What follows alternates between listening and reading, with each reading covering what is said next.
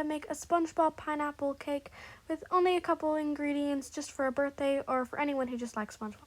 I decided to make the leaves first, so here's just some icing sugar, and I probably should have sifted, but it didn't really make a difference, so I just made a buttercream and sculpted these leaves, and now let's get on to the recipe for the actual cake.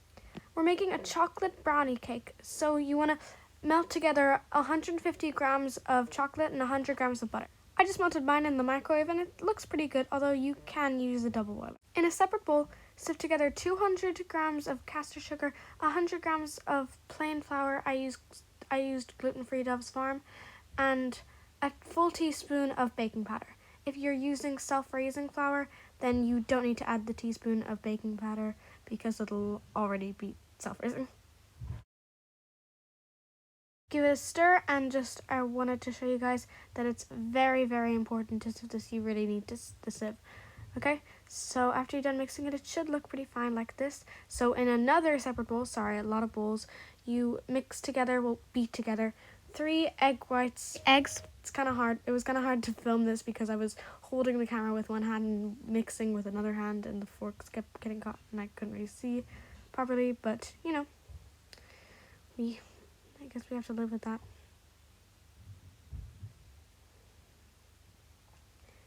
You don't have to make the same cake here. I wanted to make a brownie cake, but it was honestly pretty crumbly when I was making the shape, the pineapple shape, and it didn't work very well at all, which you'll see later on. But maybe use a sponge if you like sponge cake. I just don't really like the taste of sponge that much. I find them kind of boring, but do whatever cake you like.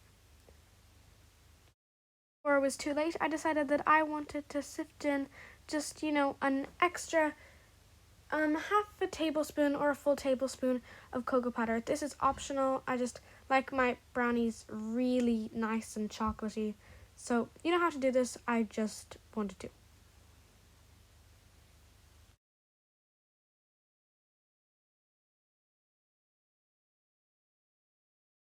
So here's the mixture all combined, and now it's time to add in your beaten eggs from the other bowl and beat them once again into this floury mixture.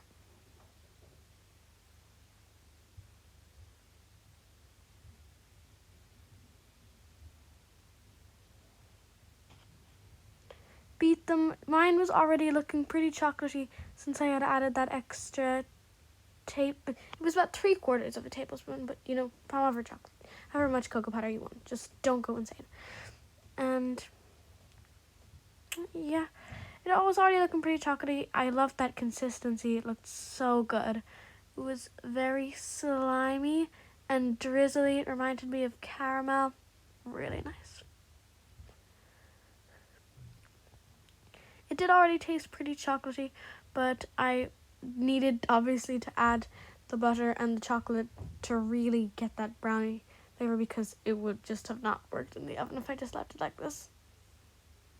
And if you're making this around the same pace as me here, now's the time I should tell you, you want to preheat your oven to 180 Celsius or 150 Celsius fan, or 350 Fahrenheit.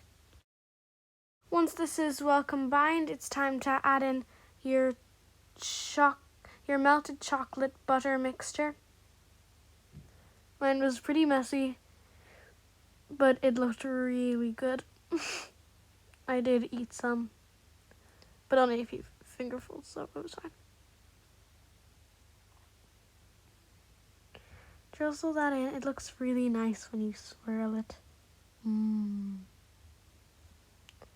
So you keep stirring that in until the chocolate is nice and combined.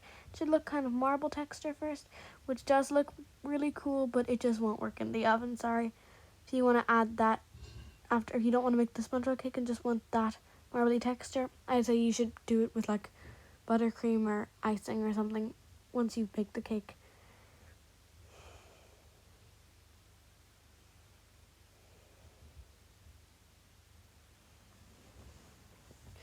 Add everything in your bowl. Keep mixing this. Don't stop. Might be a bit thick to work out, but a thick of a workout, but it's still fun to do and you'll enjoy doing it, or else you better enjoy. Oh, I just wanted to add this clip slowed down because I thought it looked pretty satisfying and cool. Ooh.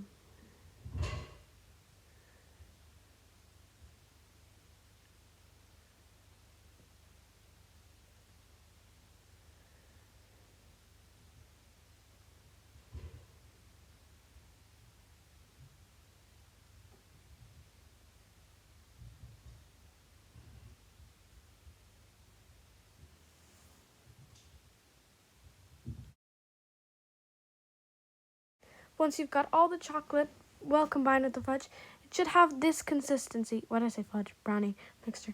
Whoops. You should have this consistency, and next thing you do is pop it in a pan and bake it in the oven. This is while it isn't baked. I don't know why it didn't show you when it was baked. This is it a bit later. I took it out of the oven, kind of stacked it and also molded it into a pineapple shape and added a thin layer of crumb coat where it needed it. It looks kind of bad, but it's okay because we're going to be layering fondant over this. I was making a light pastel yellowy orange fondant for the pineapple, and this was it. I just made this like a thick buttercream, and I just layered it over the cake. I added some butter because there had been a few cracks, and yep, this is it so far. Remember the pineapple leaves from earlier? They weren't fully done, they weren't fully hard, but they still worked and it was all good so far. This took me ages to make and I really liked it so far. It's not done though. Okay, so here I've just gone ahead and started making some fondant, bluey green fondant, and if you're wondering, it looks like Squidward. It's not Squidward, unfortunately. It's just going to be for the door and windows. I'm sorry. I will be making a character though. Spoilers for later on in the video.